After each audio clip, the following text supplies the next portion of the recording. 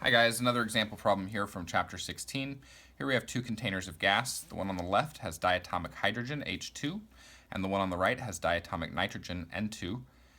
They're labeled here as having the same volume, and they also have frictionless pistons with the same masses. And so since we have the same downward forces in each of the two containers, that means we're going to have the same upward force in each of the two containers. So that means that the pressure in the left container is the same as the pressure in the right container. And we have two scenarios that we want to consider. The first one is that both gases are at the same temperature.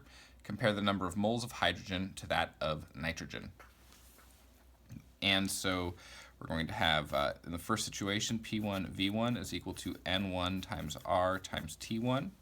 And in the second situation, P2 V2 is equal to N2 times R times T2. And we have the same mass, or excuse me, we have the same pressure as we've already established. It's labeled to have the same volume. And in the first scenario here, we have the same temperature. So we can drop the subscripts on all of those letters. We're going to get that PV is equal to N1 R times T, and PV is equal to N2 times R times T. And so this is pretty clear just from looking at these two examples that this is only going to be true if N1 is equal to N2. So we're going to have the same number of moles of both hydrogen and nitrogen. And so it's the number of moles here that matters in determining whether or not these systems are in equilibrium. It is not actually the mass of the molecules themselves, but the number of particles that are in the container that the ideal gas law here depends on. So let's consider the second scenario. Here it says both gases have the same mass. Compare the temperature of hydrogen to that of nitrogen. So here we have the same mass, and so we're going to have to draw a line here. So we have P1 V1 is equal to nRT1, and P2 V2 is equal to N2R times T2. And we still have the same pressure, we still have the same volume. This time we're going to have different temperatures, and we have different numbers of moles. So this is P times V is equal to N1R times T1, and P times V is equal to N2 times R times T2.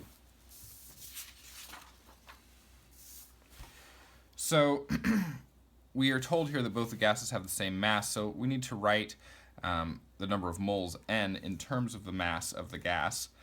So we can write N1 as being equal to M, which is the mass, which is unknown, but we know that they're going to have the same mass, so we're going to use the same symbol M for both the expression on the left and the expression on the right.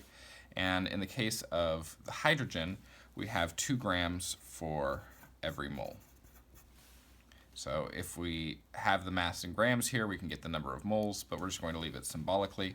And similarly, we have that the number of moles in the nitrogen container is equal to that mass, which is the same mass as the hydrogen, divided by 28 grams per mole as the molar mass of nitrogen. All right, so now we can go ahead and plug these into these top 2 equations here. And on the left-hand side, we have PV in both cases. So I'm going to combine these equations and substitute in our new value for N1 and N2. So on the left-hand side, we're going to have N1, which is M divided by 2 grams per mole times R times T1. And on the left-hand side, we're going to have N2, which is M divided by 28 grams per mole times R times T2. The masses cancel, the R's cancel, and we end up with T1 is equal to 1 over 14 times T2, or T2 is equal to 14 times T1.